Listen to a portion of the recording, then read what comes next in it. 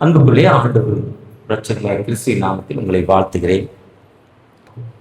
மீண்டுமாய் தாமனூருக்குள் வருவது எனக்கு மிகுந்த ஒரு சந்தோஷம். இந்த பண்டிகை ஆராதனை மூன்றில் கூட 5 பண்டிகைகளை கொண்டாடி கொண்டிருக்கிறோம். ஆண்டவர் நமக்கு செய்த நன்மைகளை நினைத்து ஆண்டவர் உயிரோடு இருக்கும் ஆண்டவர் சொல்றாரு, நான் உன்னை விட்டு விலகுவதில்லை, உன்னை கைவிடுவதில்லை. உயிரோடு இருக்கும் ஆண்டவர், நம்மோடு நடக்கிற ஆண்டவர், நம்மோடு நடக்கிற ஆண்டவர், நம்மோடு கூடவே இருக்கும் பயணிக்கும் ஆண்டவர், கோட்ராவல்னு சொல்றாரு. அது மட்டுமல்ல, உயிரோடு இருக்கும் ஆண்டவர் என்றும் உடன் இருக்கும் உறுதி, நித்திய பிரசன்னத்தின் உறுதி முடிகிறார். நீங்கா உடன் இருப்பின் உறுதி, உயிர்த்தெழுந்த ஆண்டவர், நீங்கா உடன் இருப்பின் உறுதி, Christ assurance of everlasting presence, எப்பவுமே கைவிடுறது, எந்த நிலையிலும் கைவிடுறது. சாது சுந்தர் சிங் எல்லாத்துக்கும் தெரிந்த அறிமுகமான ஒரு பெரிய ஊழியர், என்எம்எஸ் உடைய ஃபவுண்டர்ல ஒருத்தர் சாது சுந்தர் சிங். ஐஎம்எஸ் வேதநாயக மசரியா சுவாமிகள் அவர்கள் ஆரம்பித்தது. ஐஎம்எஸ் 1903 பிப்ரவரி 12 திருநெல்வேலியில் 15 லே பீப்புள் 5 ஆயர்களோடு இணைந்து முதலாவது தோர்னக்கல் விஜயவாடாவிலிருந்து 120 கிலோமீட்டர் தூரத்தில் உள்ள கம்பம்ங்கிற அருகில் டோர்னக்கல் என்ற இடத்துல ஊழியத்தை ஆரம்பிக்கிறார். அந்த ஊழியத்தை அப்படியே திருநெல்வேலி தூத்துக்குடி மக்களுக்கு கொடுத்துட்டு 17 பேராயர்கள் சிஎஸ்ஐ அப்போ சிஎஸ்ஐ சிஎன்ஐ ஆரம்பிக்கப்படலை, Anglican mission, Methodist mission, Presbyterian, இப்படி பல மிஷனுடைய தலைவர்களை இணைத்து 17 பேராயர்கள் இணைத்து லூத்தரன் மிஷன் 17 பேராயர் தலைவர்களை இணைத்து உடன் சாது சுந்தர் சிங்கோடு டிசம்பர் 21 சிராம்பூர் யூனிவர்சிட்டியில் ஆரம்பிக்கப்பட்டதான் என்எம்எஸ்ஐ. சாது சுந்தர் சிங் ஒரு சிறப்பான அர்ப்பணிப்புள்ள ஊழியர், இந்தியாவின் அப்போஸ்தலன் என்று சொல்லலாம். இந்தியாவின் அப்போஸ்தலன், பஞ்சாப் மாநிலத்தை சேர்ந்தவர், உண்மையை தேடி கடந்து போனவர். உண்மை எங்க இருக்கு சொல்றப்ப கடந்து போனவர்.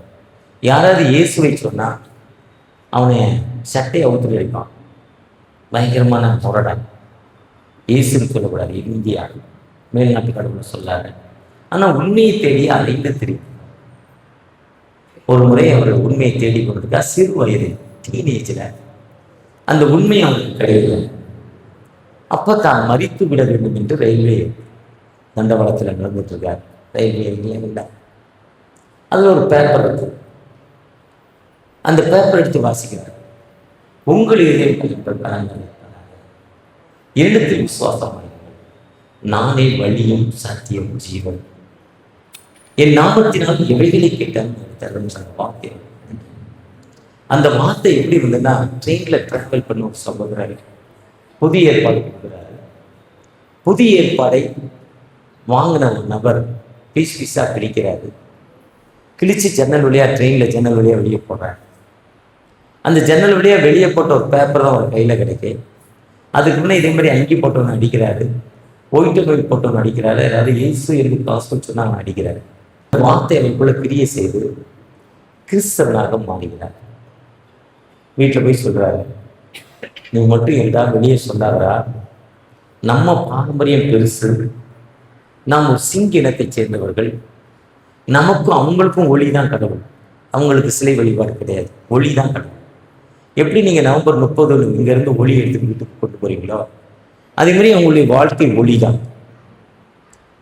அந்த ஒளி தான் அவங்களுக்கு கடவுள். அவங்க சொல்றாங்க கேட்கல, சொத்து தர மாட்டேங்கிறாங்க கேட்கல, என்ன சொன்னாலும் கேட்கல. கடைசியாக வேற வழி இல்லை, அவருக்கு சாப்பாட்டில் அவங்க அப்பா அம்மா பாய்சன் வச்சு கொடுத்துட்றாங்க, விஷம் பாய்சன். அவருக்கு தெரியுது, இப்போ நம்ம சாப்பிட போகிற உணவுல பாய்சன் இருக்கு, சாப்பிட போகிறோம். இருந்தாலும் சாப்பிட்டுட்டு இனி இந்த வீட்டில் வாழ வேண்டாம் என்று அவர் அங்கே இருந்து கடந்து போயிட்டார். ட்ரெயின் ஏறி உயிர் காப்பான் தோழன்கிற மாதிரி தன்னுடைய நண்பர் வீட்டுக்கு போறார். அவர் உடம்பெல்லாம், அவர் பிளட் எல்லாம் ப்ளூ கலராக மாறிட்டு, ரத்தத்தில் உயிரணுக்கள் எல்லாம் இறந்து விட்டுருச்சு. நீ பிழைக்கவே முடியாது. ஏன்னா லேவியராகமம் 17:11 உயிரணுக்கள் ரத்தத்துல தான் இருக்கு. அந்த உயிரணுக்கள் எல்லாம் இறந்து விட்டுட்டு நினைக்கிறாரு. டாக்டர்ஸ் வேற செத்து விடுவான், சில மணித்துளிகளில் சில செகண்ட்ஸ் செத்துவான். ஆனா வீட்டில் வந்து படுக்க வைக்கிறாங்க. படுக்கிறவர் காலையில் எழுந்து நல்ல பல்லுல எரி சாப்பிட்றாரு. அந்த டாக்டரால நம்ப முடியல. நீங்க தான் என்ன அந்த ஆண்டவர் எப்பவுமே கூட டிராவலர், உடல் இருக்கும் ஆண்டவர், உடல் டிராவலர். அவர் சொல்றார் யோசுவா 1:5, நீ உயிரோடு இருக்கும்னாலனா do not against you.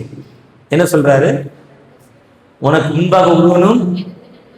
எத்தனை பேர் அந்த வாழ்க்கையில் அந்த தத்துவத்தை அறிந்திருக்கீங்க? ஒருவேளை ஏதோ கடமைக்கு பைபிள் வாசம், கடமைக்கு ஜெபம் பண்ணோம், துட்டு ஒரு ஊழியம் பண்ணோம், சம்பளத்துக்காக ஊழியம் பண்ணோம், அவங்ககிட்ட அந்த குவாலிட்டிலாம் இருக்காது. உண்மையோடு தாகத்தோடு, அதுதான் ஏசாயா 55 சொல்றார், ஓவ தாகமாய் இருக்கிறவர்களே. மத்தேயு 11:28 வருத்தப்பட்டு. யாரு தேஸ்டி? பசி இருக்கிறதுக்கு ருசி. அவனுக்கு பழைய சோறு கொடுத்தாலும் அது 3 நாள் ஆனாலும் புளிச்சிருந்தாலும் எப்படி இருக்கும்? எங்க அம்மாவுக்கு உணவே இருக்காராம். 1 வாரம் ஆனால் சோளச்சோறு தான் இருக்கும். 1 வாரம் பொங்கி தண்ணிக்குள்ள தூக்கி போட்டுருவாங்க. இப்போ நம்ம களியை தூக்கி போட்ட மாதிரி கையை வச்சு எடுக்கிறப்போ பாத்திரம், மாவு கரைச்ச பாத்திரத்தை கரைக்க என்ன ஆகும்? புளிச்சிக்கிட்டே இருக்கும், புளிச்சிரும். பக்கத்தில் கொண்டு போன ஸ்மெல்லு. ஆனால் வேற வழி இல்லை. அந்த புளிப்பு தெரியாமல், அந்த நாத்தம் தெரியாமல் இருக்க ஒரு வெங்காயத்தையும் ஒரு பச்சை மிளகாய் காலையும் கடிச்சா, ஒரு பக்கம் வெங்காயத்தோட இறைப்பு, இன்னொரு பக்கம் பச்சை மிளகாயோட இறைப்பு, டக்குன்னு உள்ள போயிடும் இந்த புளிச்ச சோறு. பசி ருசி. இதே மாதிரி ஆளுக்கு கொடுத்தீங்கன்னா இதில் இது குறை, இதில் இது குறை, இது நல்லா இல்லை. காலையில் போ சர்ச்சு முடிச்சுட்டு இங்கே வரும்னா டிஃபன் சாப்பிட்டேன் கார்லேயே. பொதுவாக காலையில் ஃபஸ்ட் சர்வீஸ் முடிச்சா செகண்ட் சர்வீஸ் கார்லேயே டிஃபன் சாப்பிடுவேன். வாங்கிட்டு வந்துடுறது நல்ல தோசையை வாங்கிட்டு வந்திருப்பான், நல்லாவே இல்லையே. ஆமாம், அரக்கோணத்தில் இருக்கிறதுல பெஸ்ட் ஹோட்டலு, அவ்வளோதான். அரக்கோணத்தில் நல்ல ஹோட்டல் வாங்கி வந்துருவேன். ஆனால் நமக்கு எப்படி இருக்கு? இல்லை. என்ன, நேற்று ஒரு பிஷப் வீட்டில் சாப்பிட்டேன். அவ்வளோ அருமையான சாப்பாடு தந்தாங்க. 3 தோசை சாப்பிட்றாரு, 6 தோசை சாப்பிட்டேன். மத்தியானம் 2 மணி வரையும் பசிக்கல. மத்தியான சாப்பாடு பிஷப் கூட சாப்பிட்ட எப்படி இருக்கும்? அது ஐயரை கிட்ட தான் சொல்லுவார், பிஷப் கூட சாப்பிட்ட எப்படி இருக்குன்னு. வெரைட்டியாக இருக்கும். ஆனால் பசி, அதுதான் பசி. அதான் வருத்தப்பட்டு பாரம் என் பாரத்தை நீங்கள் ஏற்றுக்கொள்ளுங்கள், உங்களுக்கு லகுங்கிறார். ஓ தாகமாய் இருக்கிறவர்களே, நானே வழியும் சத்தியம் சொல்றாங்க. அந்த மனிதன், இறக்க போகிற மனிதன் உயிரடைந்திருப்பதால் ஆண்டவருக்காக ஊழியம் செய்ய ஆரம்பிக்கிறார். ஒரு கிராமத்தில் போய் இயேசு நல்லவர், இயேசு ரட்சிக்கிறான்னு சொல்றார். அந்த கிராமத்துக்காரங்க ஒரு பாலும் கிணறு, ஒரு கிராமத்தில் 30 வருஷத்துக்கு மேலே தண்ணி ஒரு கிராமத்தில் தான் போய் இருக்கணும். உங்கள் ஊர்லேயும் கிராமத்துக்கு பொதுவான ஒரு கிணறு இருக்கும்.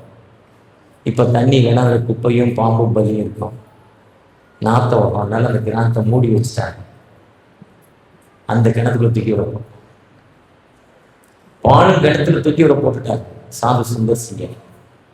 அந்த கிணத்துல தூக்கி போட்ட பிறகு பாலும் கிணறு ஒரே ஸ்மெல்.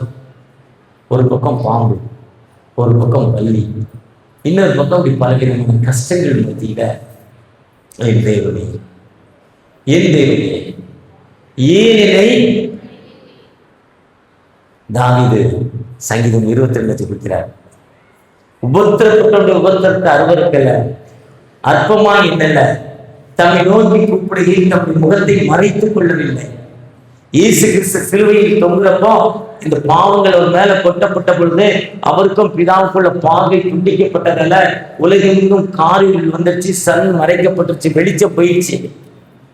அப்பதான் எந்த விலை ஏன் இதை கேட்டீங்க கூப்பிட்ட பொழுது முடிந்தது என்று அறிந்து வேத வாக்கியங்கள் நிறைவேறத்தக்கதாக தாகமாய் இருக்கிறேன் என்று சொல்லி தன் ஆவியை ஆண்டவரத்தில் ஒவ்வொருத்தர தலையை சாய்த்து அடுத்த செகண்ட் ஆண்டவருக்கு நமக்கு எப்போ தரணும்னு தெரியும். எப்போ கூப்பிட்டாலும் கூப்பிட்ட நாளிலே உத்தரவு கொடுக்க மாட்டவர். நம்ம எப்ப கால் பண்றப்போ அப்ப உத்தரவு கொடுக்க மாட்டவர். அந்த உத்தரவு கொடுக்க மாட்டவர் அந்த நோக்கி கூப்பிடுறப்போ ஒரு கயர் உள்ள போகுது. Sundar Singh catch this rope, கயரை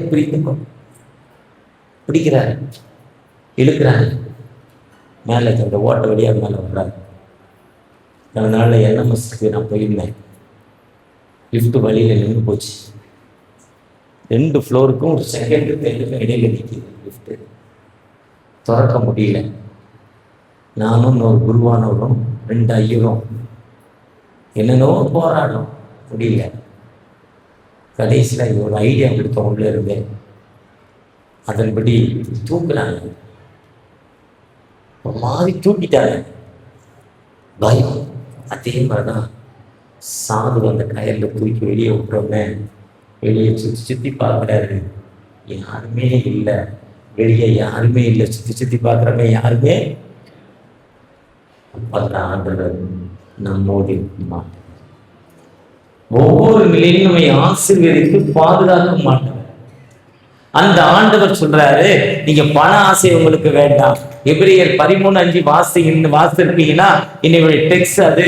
நீங்கள் பண ஆசை இல்லாதவர்களாய் ஒன்றுக்கு கவலைப்படாமல் நீங்கள் ஒன்றுக்கு ஆண்டவர் உன்னை விட்டு விலகுவதும் இல்லை கைவிடுவதில்லை. அவர் நேற்றும் இன்றும் நாளை என்றும் எப்பவுமே மாறும். M15 ஃப்ளைட்ல அமெரிக்கக்காரங்க ஈரான்ல குண்டு போட்டாங்க. குண்டு போட்டோம்ங்கிற ஒரு பெருமையில் வந்துட்டாங்க. ஏன்னா அந்த ஃப்ளைட்டு இந்த உலகத்தில் வேற யார்ட்டுமே கிடையாது. அவ்வளோ வேல்யூ, அவ்வளோ பவர். ஈரானை ஓரளவுக்கு அழிச்சிட்டு வர்றாங்க. நம்மளை யாரும் ஒன்றும் பண்ண முடியாது. தெம்பா வரப்போ ஈரான்காரன் பின்னால் வந்து 2 ஃப்ளைட்டையும் அடிச்சிட்டான்.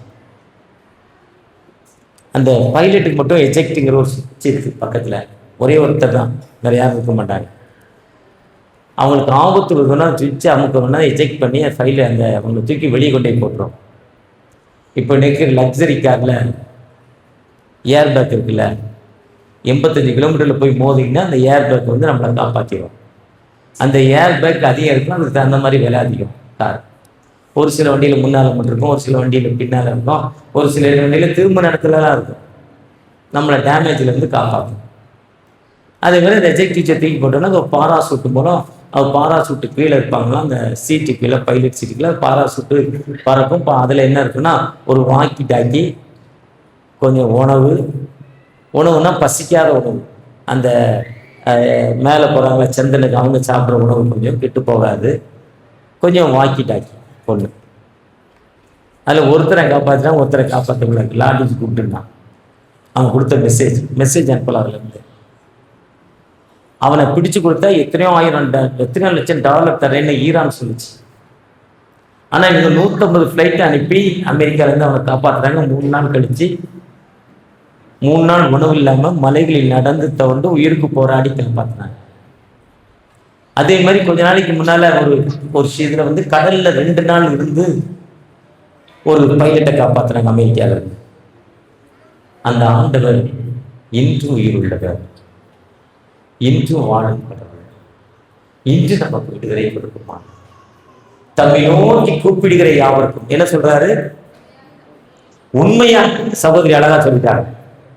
கூப்பிடுறது மட்டும் இல்ல, கூப்பிடுறது உண்மையா கூப்பிடணும்.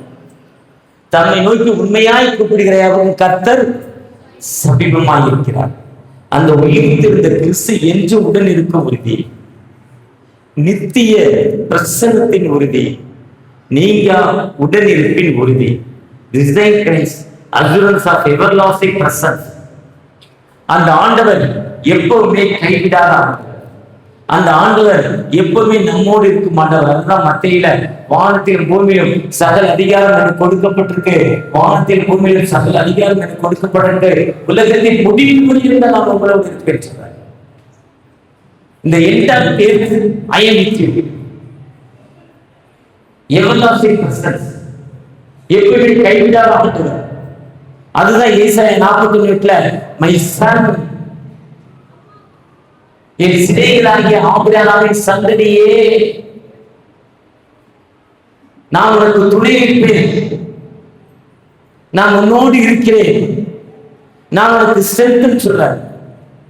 அந்த ஆண்டவர் எப்பவுமே நம்மோடு இருந்து எல்லா நிலையிலும் உயர்த்த உயிருள்ள ஆண்டவர் நம்மோடு இருக்கிறார்.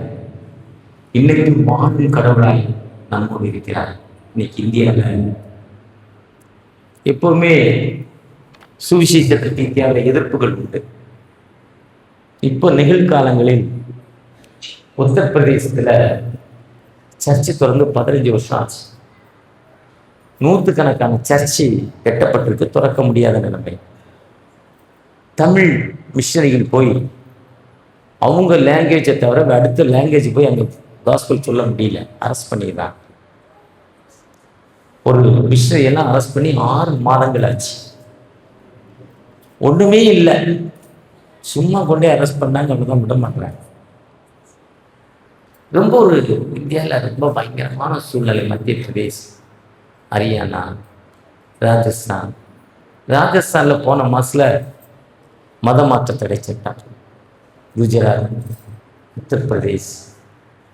இப்போ லேட்டஸ்டா வெஸ்ட் பெங்காலில் அந்த கவர்மெண்ட் மாறி இருக்கு. பழைய கவர்மெண்ட் கிறிஸ்தவத்துக்கு நல்ல ஒரு சூட்டபிள் கவர்மெண்ட். அந்த அம்மா 20 வருஷம் ஆட்சியில் கிறிஸ்தவம் சரியான வளர்ச்சி. அப்போதான் நான் 6 வருஷம் ஐஎம்எஸ் பிரசிடண்டாக இருந்தேன். இப்போ அது மாற்றப்பட்டிருக்கு, சூழ்ச்சினால் மாற்றப்பட்டிருக்கு. அவ்வளோ கஷ்டமான சூழ்நிலையிலும் மிஷனரிகள் அர்ப்பணிப்போடு பணி செய்யறாங்க. ஒருத்தரை ஒரு ஊர்ல இருந்து ஒரு ஊருக்கு டிரான்ஸ்ஃபர் பண்ணிட்டாங்க.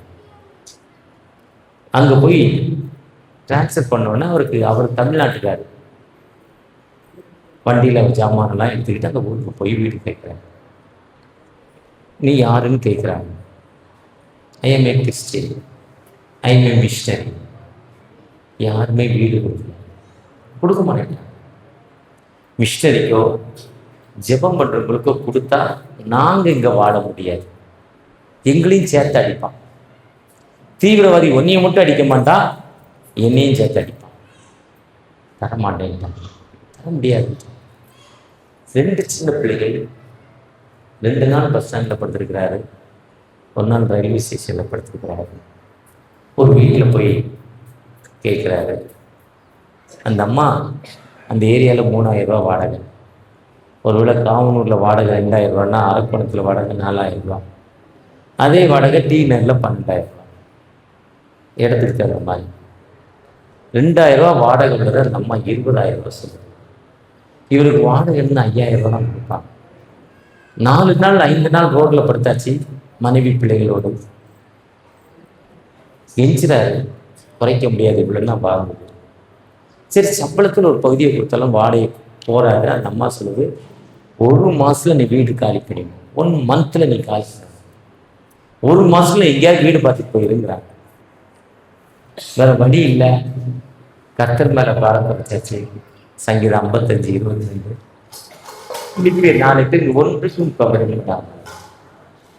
1 பேதுரு 4:7 அவர் உங்களை விசாரிக்கிறவங்க. அப்படியா? உரியெல்லாம் யாரு மேல வச்சிடணும்? அதுதான் மத்தேயு 11:28. 1 மாசம் இதுக்குன்னு போயாச்சு. கரெக்டாக 20ஆவது நாள் தீவிரவாதிகள் வந்தாங்க, அடிச்சாங்க. இவர் மனைவி, பிள்ளைகளை வீட்டை உடைச்சாங்க. இவர் வேற ஒண்ணுமே பண்ணல, ஜெபந்தான் பண்றாரு. இவர் வீட்டுல இவர் ஜெபம் பண்றாரு. வாடகை கொடுக்குற வீட்டுல சத்தம் வெளியே கேட்கல. நம்ம ஊர்ல பெண்டிகாய் காட்சி போட்ட மாதிரி பெரிய இந்த பக்கம் 4 ஸ்பீக்கர், இந்த பக்கம் 4 ஸ்பீக்கர், பாட்டு சத்தத்தை வச்சு அவங்க முழக்கல.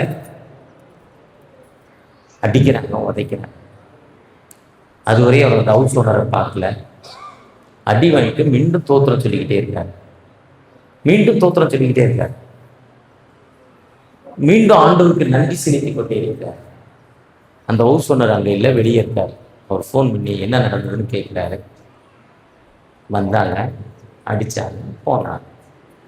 அவங்க அடித்தாங்க, ஏன் உனக்கு வாங்கிச்சு, நீ போய் ரிப்போர்ட் கொடுத்தியா? இல்லை. ஏன் கொடுக்கல? வீடே கிடைக்கல, நீ ரிப்போர்ட் கொடுத்தா உங்களுக்கு தொல்ல, இருக்க வீட்டை நீங்க வெளியேடி போட்டீங்கன்னா என்ன பண்ணுவீங்க? முதல்ல போய் ரிப்போர்ட் கொடுக்குற. அவர் சிபிஐ அதிகாரி. அவர் ரிப்போர்ட் கொடுத்த பிறகு அந்த யார் அடிச்சாங்களோ அவங்களை கூப்பிட்டு விசாரிச்சு அவங்க மேல எஃப்ஐஆர் போடப்பட்டு இந்த காலங்களில் நான் சொல்வது 1 வருஷத்துக்குள்ள நடந்த சம்பவம். நெட்ல டவுன்லோட் பண்ணல, யாரோ எழுதி வச்சதில்லை, 1 வருஷத்துக்குள்ள நடந்த சம்பவம். அவரை அதுக்கப்புறம் அவங்க வீடை 10,000 ரூபா வாடகை குறைச்சி அதே மனிதருக்கு இங்கே இருக்கும். நிச்சயம் ஒரு கிறிஸ்தவன் கூட இல்லாத அந்த ஊர்ல இதுவரை 350 பேருக்கும் 400 பேருக்கும் ஞானஸ்தானம். ஒரு கைகளை தட்டி ஆண்டவருக்கு நன்றி செலுத்துவோமா? என்ன இந்த ஆண்டவர் யார் இருக்காரு? அதான் மத்தேயு 28:15 என்ன சொல்றாரு? சகல நாட்களிலும். அடுத்து வாசிங்க.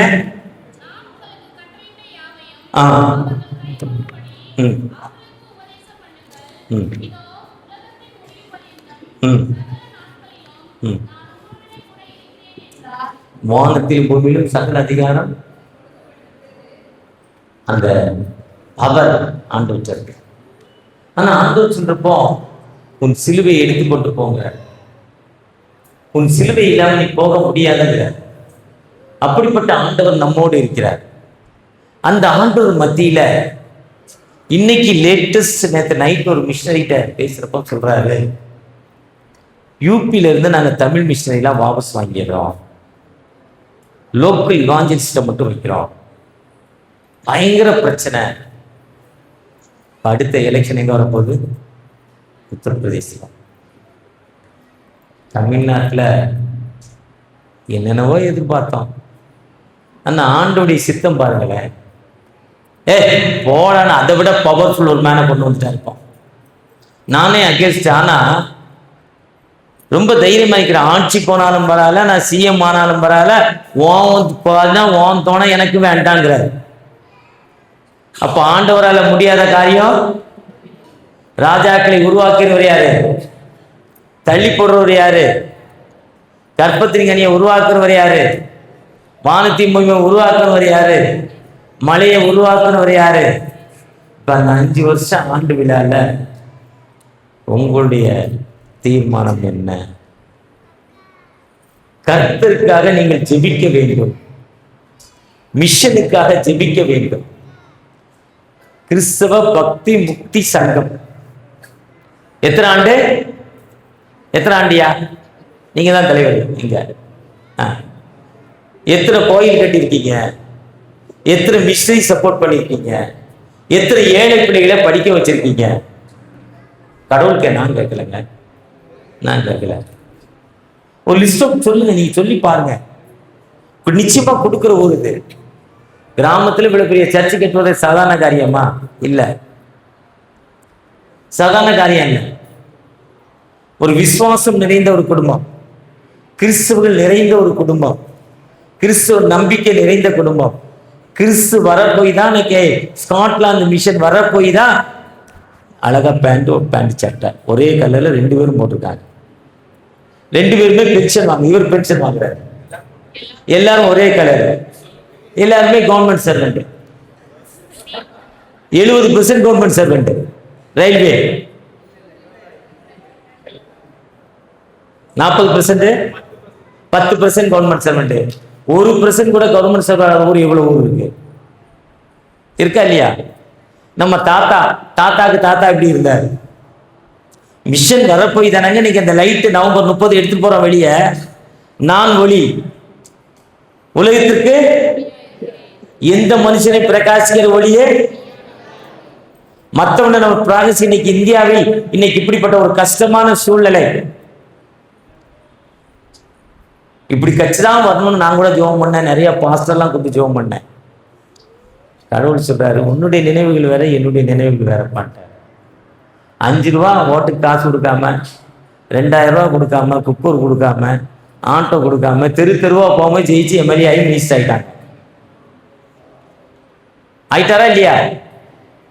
மெட்ராஸ்ல இருக்கவங்களுக்கு தெரியும், நடந்துதா இல்லையா? அப்ப அந்த ஆண்டவர் யாரு?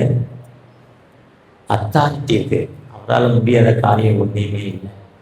இன்னைக்கு இந்த ஆண்டு விழா அது 108 வருஷம், இது 12 வருஷம், பெண்களுக்கு 58 வருஷம், பக்தி முக்தி சகம் 38 வருஷம். கடவுள் எனக்கு செய்த நன்மைகள் திரும்பி பாருங்க, எவ்வளவு நன்மை பண்ணியிருக்கிறாரு. அந்த நன்மையின்படி நான் ஆண்டவருக்கு என்னத்தை செலுத்த போறேன்? முதலாவது நீங்கள் ஆண்டவருக்காக ஜெபிக்கிற மக்களாய் மாறும்.